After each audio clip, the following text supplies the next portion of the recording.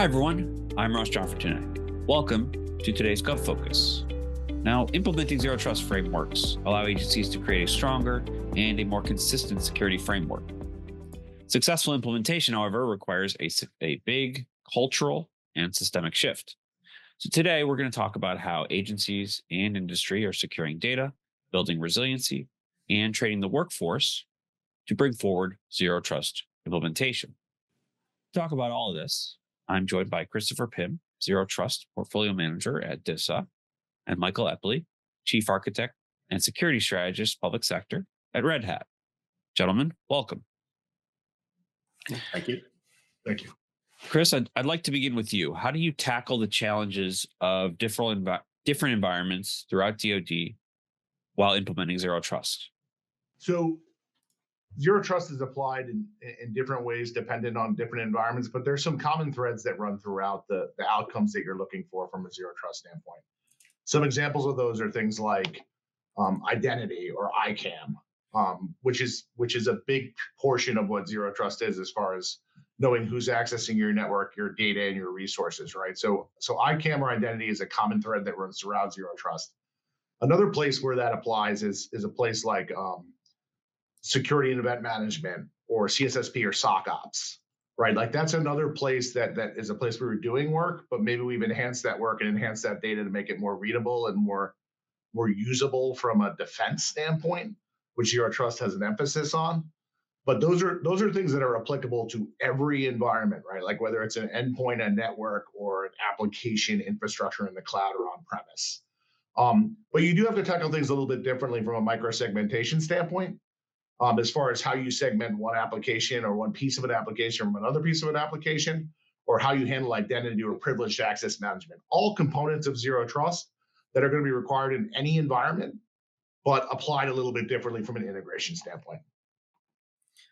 Yeah, I'd love to jump in too, Chris. One of the things that we know that DoD does is operate in a lot of different environments. Edge and AI, of course, are some of those emerging environments that do require us to think about security a little differently because of the new and evolving threats, and especially with AI, agentic systems, that these systems have to operate autonomously and have to continue to operate even if they're being attacked or otherwise compromised. And of course, we're also seeing attackers and threats evolve as our cybersecurity posture gets better in traditional IT systems. So they're going after our supply chains and they're looking at attacking AI by data poisoning and longer term and extending that attack across that time and that supply chain. And zero trust has to be used to tackle those types of emerging challenges. You mentioned evolution, Michael, so let's talk about modernization and the way things move.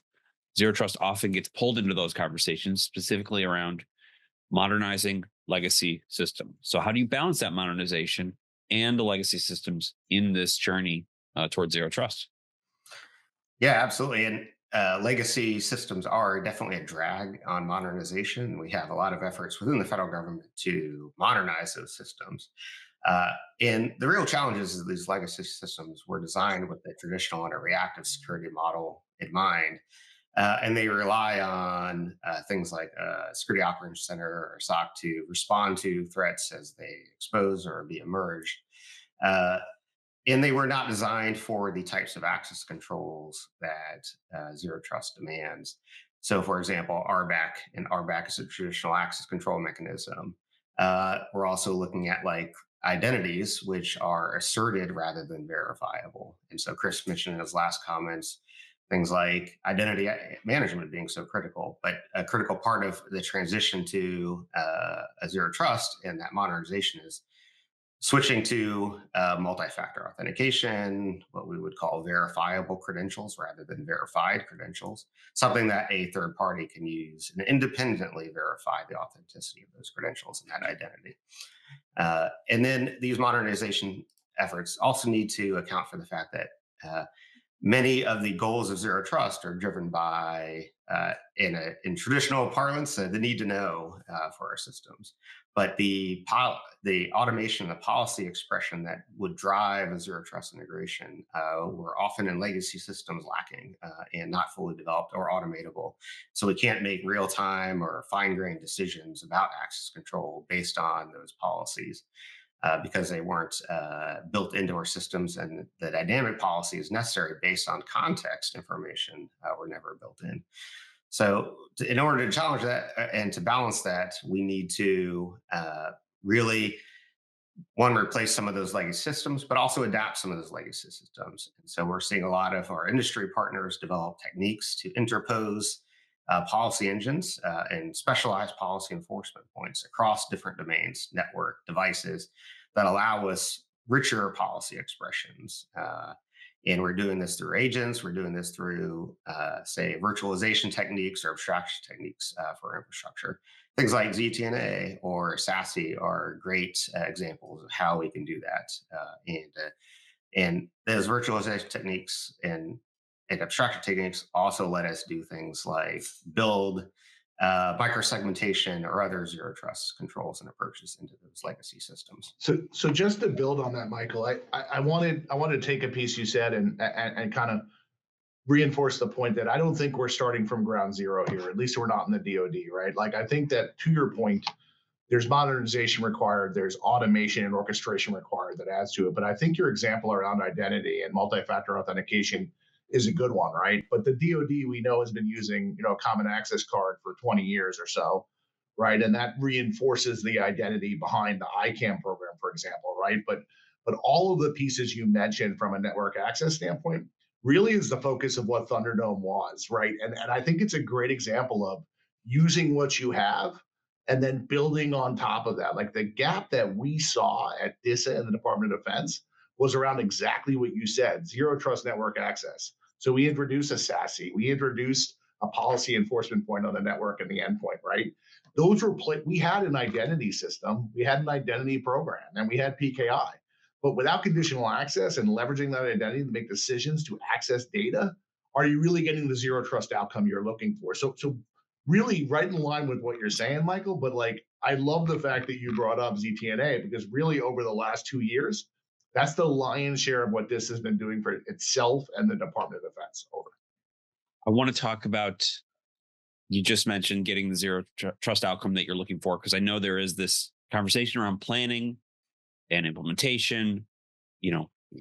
Everybody's got a plan until they get punched in the face, as Mike Tyson always said. So what successes, Chris, have you seen at DISA in going from that planning stage to execution? This has been operating in this environment for over 2 years, right? So we did a prototype to get us some of the effects I talked about, Ross and Michael earlier, but we added some additional capability and integrated that capability with what we were doing. But this is far along in this journey from the standpoint of these examples. DISA will be complete with its DISA terrain, which is over 80 sites in June, which is a couple months away. So let's say we're 70 sites on the way to 80 something sites, right? Just to keep it at a high level. Recently this week, we got the results back from a functional analysis purple team test of an evaluation by an outside party for DISA's zero trust effectiveness. This is the pillar chart that the DoD CIO talks about in NIST and other authoritative sources of zero trust, right? So there's 91 target activities, there's 152 total advanced activities. DISA tested every single one of those activities and met them 100%. So 152 for 152. And that was based on protecting an application, effects on the network, and effects on the application and the endpoint and the network, right? Like all of those places, there were effects. In addition to that, we're working with mission partners like United States Coast Guard, countries in Indo-PACOM to help them with their network security. Some of the hot regions that I'm not going to drop down into in this conversation because of classification, but we're working with other countries in some pretty hot zones as far as UTNA, SASE, and other pieces from a software-defined networking standpoint. So we're well on our way to completing DISA's terrain. Every time we migrate a defense agency and field activity, which DISA is chartered to do, Thunderdome is included in that migration. So they're going to get the same effects from the standpoint of especially the network and user pillars, but really all of the pillars as it applies to access of an application. And then we're working with certain combatant commands on this. I think we're going to be the principal driver for combatant commands. We began with one. We're moving on to two more. And we're going to apply the same successes that we've gotten and have been examined and validated for those combatant commands. So we're moving really quickly, and we're moving across the entire DoD terrain where somebody doesn't have another solution. And I'm not saying, Ross, that we're the only solution in town, because I don't think we are, but I do think we are one that is validated and one that's proven from a external independent auditor to 152 of 152 effects, which I think is a pretty great accomplishment for 2 years and where we are. Yeah, and Chris, I'm going to chime in there because you discussed the DoD maturity model a little bit there in passing, and I think this is a great example of, in pulling on the modernization kind of topic from that last question. Uh, we need to understand how we implement zero trust, and the zero trust maturity models that DoD, CISA, and others have produced that really lay out what we need to do to build zero trust architectures are a huge gift to the industry and to the government agencies that have to implement zero trust, because they do provide a huge and a rich planning tool. And per your last comments about that, we don't have to start from scratch. We can use and leverage a lot of the existing infrastructure. These maturity models let us, of course, assess where we are today and really understand where those gaps are, align those with the threats and the use cases that we might have, and really figure out where those challenges are and where we need to invest in the future. And because they're so comprehensive, and you talked about some of these pillars, not just outside the network or identity pillars where a lot of people have started because those are where their existing capabilities are, but also to look to some of those other pillars.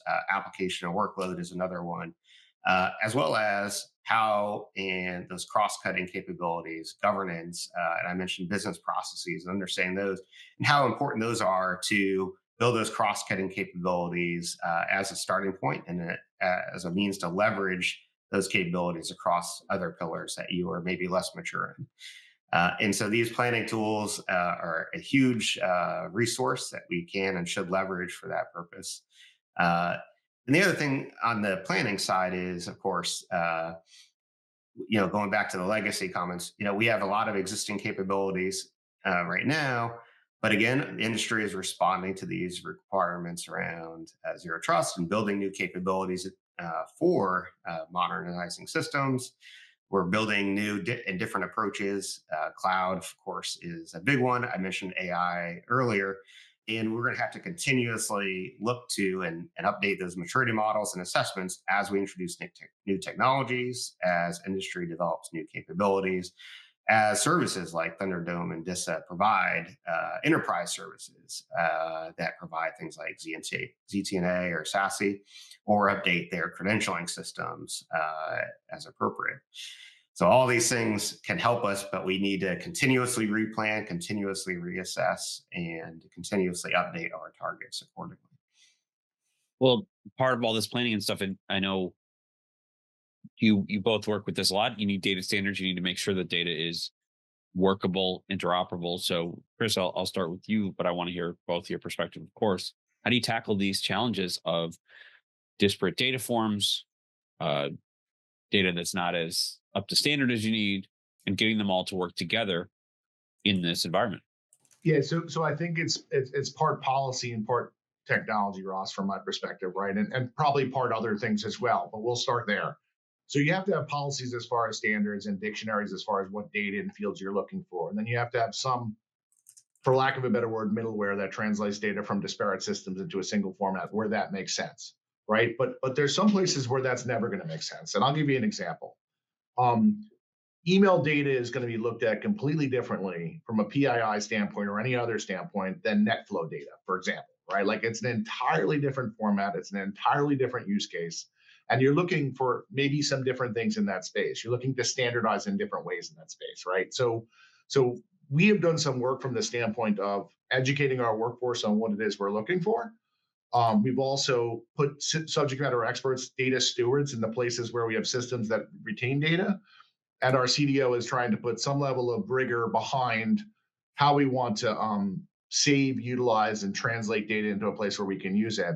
There are several tools in industry that do this, and it would depend on the use case. We are using some some tools for Microsoft O365. We're using some tools for NetFlow data, and we're using some tools in other spaces. But the key is we need policy from DoD CIO, which some of that has been written and some has yet to be written or could be modified, right? And then we need local policy, and then we need to translate the data into a place where we could transport that data, read that data, visualize that data, and like Michael said earlier, take action on that data at speed of machines, right?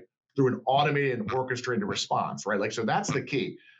Everybody wants to talk about data, Ross, but from my standpoint, it's what are you going to do with the data and what effect are you going to get out of the data, right? And usually where the rubber hits the road is, do you block the malicious actor in real time? And how do you do that? You take the data, you put it into a SIEM, you visualize the data, your operator notices it, ideally from a machine telling that person that it's happened. And then they build a ticket and build the entire workflow and orchestrate around it, right? Like that's the only way we're going to defeat the adversary, which is what we're in the business of. Yeah, there's so much to unpack, Chris, in your comments there. I don't know where to start, but maybe one of the things that I will start with is going back to the zero trust maturity models is, and a phrase I've used in the past is zero trust starts with identity management. One of the nice things about these models is, they focus on that identity and that identity pillar, but also it forces you to think about data and data identity and identity for other aspects of your infrastructure. And in fact, you talked about operating at machine speed. So one of the challenges for data has always been tagging and understanding your data enterprise and what your data looks like today, where it's stored, what needs to be protected. I'll go back to the policies as well. What's your business policies around who gets access, the need to know, and things of that nature for your data. And the reality is that we've looked at this, our data standards and especially our metadata and tagging standards haven't kept up. There's a lot of data that isn't tagged at a granular enough level. And to your point about operating at machine speed, those enforcement points that allow us to control that data. Data, unfortunately, is easy to copy in the digital world. And so we have to, and to your point, where do you stop that? Ideally, we will stop that as soon as possible, and as well as use a defense in depth approach and have multiple independent enforcement points across multiple domains. So maybe for our device, we'll have a DLP type approach. For our network, we might have network controls that use data and data tagging as part of that. And I agree, we definitely need better standards for that and unified standards for that. We do have some things like metadata models and combined metadata models. I'll point out like things like that ICEDH, which is a data header that lets us tag and enumerate metadata around data. But we also need better standards around how to use that data and encode that data across these different domains, and how we can potentially say use that metadata, say an EDH, across enforcement points in these different domains, as well as better policy expressions, who gets access to that data under what conditions. And that gets to the heart of what zero trust is and how it means and what it means for data. But I'll also say that besides the cybersecurity advantages of following this approach and implementing zero trust also has the potential to unlock and really unlock the value of data. If we can reliably trust that our controls and our enforcement points are working, and therefore feel more confident in our ability to share data to people that need it and can use that data, then we can exploit that data better. And that's going to be critical in the age of AI, where that data is really what's powering our systems, either for training or for operational and making inference decisions based on that data. Michael, you just enumerated a bunch of different policy standards for data, and policy certainly guides so much of this conversation. So, on the speed and policy note, how do you manage these policy rules, these standards, and do it within the speed of zero trust innovation? There's a couple things that we can do on that. One, and I think Chris kind of suggested, we have a lot of data already. One of the goals for implementing zero trust is to start with the data. It's our most valuable asset. We want to make sure we can provide tagging and metadata for that. Again, automated and AI systems can help, and they can provide automated tagging, automated analysis of that data. from a zero trust controls perspective in other domains too, we can use AI to help us provide better and stronger policy enforcement points to potentially detect data leakage or data compromises, to verify the integrity of our cryptographic systems we use to protect our data, and really enhance how and what kind of controls we can apply to that data. Uh, Things like DLP can be improved by, again, alignment to other zero trust pillars, monitoring user behavior to see if they're a user or system is acting like a bot, or implementing a process that might say compromise their data through a ransomware like process, encrypting that data to deny it to us. And AI systems can use AI techniques to detect that sort of process at work. They can also be used, and other zero trust controls can be used to protect where we use that data. Things like our endpoints and our end user devices, which we can use zero trust controls, ZTNA, or network controls to contain that data into a specific device where that data is intended to be used and prevent further leakage or exploitation of that data. So lots of potential options to do that. The nice thing is there's metrics that we can apply to all these things too, so we can understand how effectively we're protecting that data. And I would say, the fraction of our data that's tagged, how coarsely or finely that data is tagged, whether that tagging encompasses a zero trust policy that in the Kipling model would suggest much richer tagging of that data. And we can measure those things in our data sets, and the effectiveness of that, how widely then we can share that data into other systems that have adequate policy enforcement to allow that sharing. Yeah, I think to Michael's point, Ross, where he builds, none of this is done in a silo, just to reinforce that, right? From the standpoint of what data is foundational to many of the effects you're trying to get, especially from a zero trust standpoint. So if you look at alerting in a SOC op, right, like you're going to use Intel, and then you're going to use the data you have from multiple sources, which they call fusion, right? And then you're going to go ahead and automate the workflow process to create a ticket and really update your network device or user device or whichever part of your ecosystem that needs to. So it's less of a silo, although that's the way they line the pillars up, and more of an ecosystem that needs to work together, with data is the foundation and access to data as the foundation of all of this. Yeah, for sure. And I know all this information that you get will to Michael. I'll ask you this. Will get you to these success metrics and how you figure out how you're progressing on zero trust implementation. How are you doing that, and what does that look like? Yeah, I would say, that looks like, and I think as Chris kind of suggested, building that from our foundational capabilities that we already have. So a lot of the systems that we would use to protect data, for example, they already exist in some form, and we can enhance those systems. We can also, again, layer in these systems, as Chris suggested. It's an ecosystem. So understanding how those layer and relate to each other and reinforce each other across those different domains is absolutely critical to providing that implementation. The other thing that I'll pull on is this idea of, we have traditional approaches to managing our security posture. We mentioned SOCs a couple of times here, and kind of reactive security. And we still can leverage those things. Those will not go away. And those can also provide an important safeguard. And the nice thing is it'll give us that opportunity to migrate and transform our enterprises, prepare our workforces for these new models of operations, to reuse and to build our zero trust capabilities into those existing systems. Yeah, so Ross, if I could, I'll just build on that to say there's a lot of metrics that I mentioned earlier, right? And Michael talked to it earlier, right? There's these methodologies and systems we put in place that are not perfect, but they're checks and balances to get to a target, right? So I talked a little bit about that earlier. Another place I'd like to drive this is validation of effects, right? And the way DoD does that in many other entities, including commercial entities, is authority to connect to a network, right? So like this, and Michael alluded to it earlier, right? Like there's there's a process to connect something, a STIG, an SRR.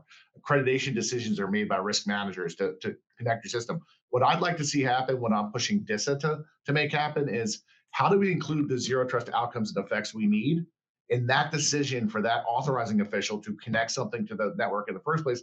And then how do we validate that continuously to make sure we're meeting the zero trust effects we need? So I don't think programs are necessarily going to do this because it's, that could be seen as gold plating from their standpoint, right? Like they don't have a defined requirement for zero trust, although I think we all need to be moving down the path to zero trust.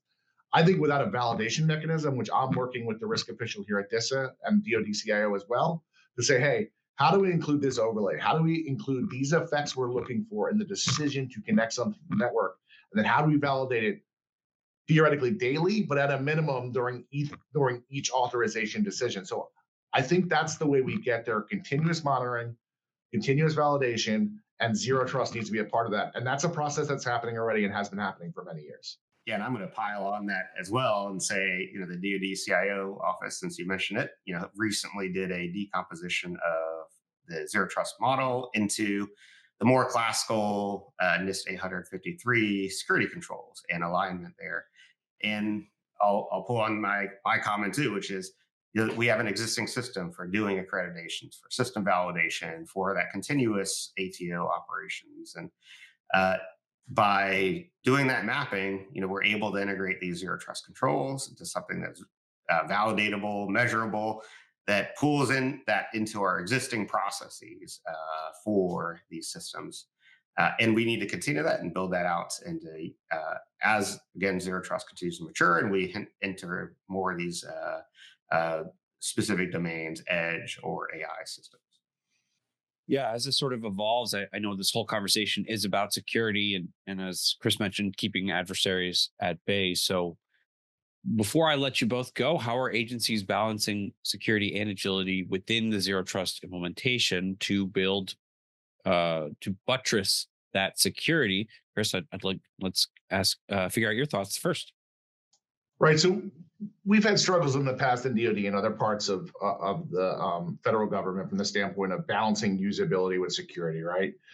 I think considerations in that space that we all need to be thinking about are places like interoperability, which is where we've gotten into a jam in the past with many agents on an endpoint. For example, when you access your computer, and we all knew a few years ago talking through kind of that tech debt, talking through it taking 20 minutes or 25 minutes to log onto a computer or start a computer up. Like we've largely gotten past that, or we have gotten past that at DISA, but it's because we've had a focus on usability versus security. So really it depends from the standpoint of what component are we working with and what effects are we adding in.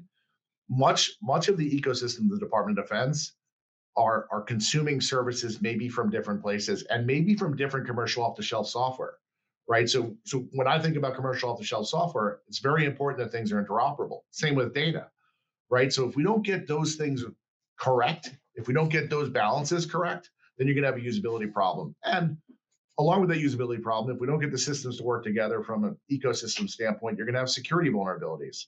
So from my standpoint, I think interoperability is key. I think lightweight agents on computers and endpoints is key.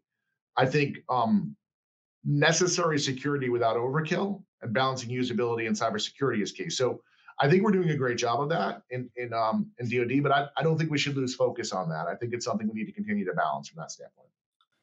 Yeah, and I'm surprised, Chris, that I don't think either of us has mentioned the importance of cultural change in this process.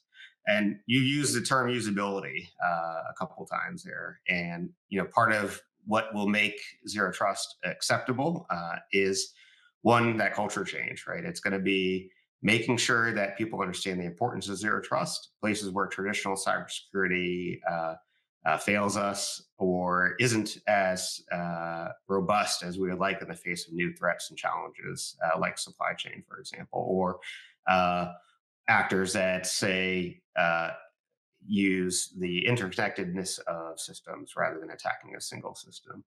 And that cultural change, of course, is going to be facilitated by education, standardization, tools that say are easier to use and adopt that will make their lives easier and make zero trust implementation easier. And that goes across, I think, a couple of dimensions there. The user experience. One of the things that zero trust asks us to do is continuously validate our access, and uh, the normal method for that is like an access request. And I was just reminded recently of the fact that we have tools now that every time you try and do something, it asks you to validate your access or reissue a new access request. And that can get burdensome and tedious for users.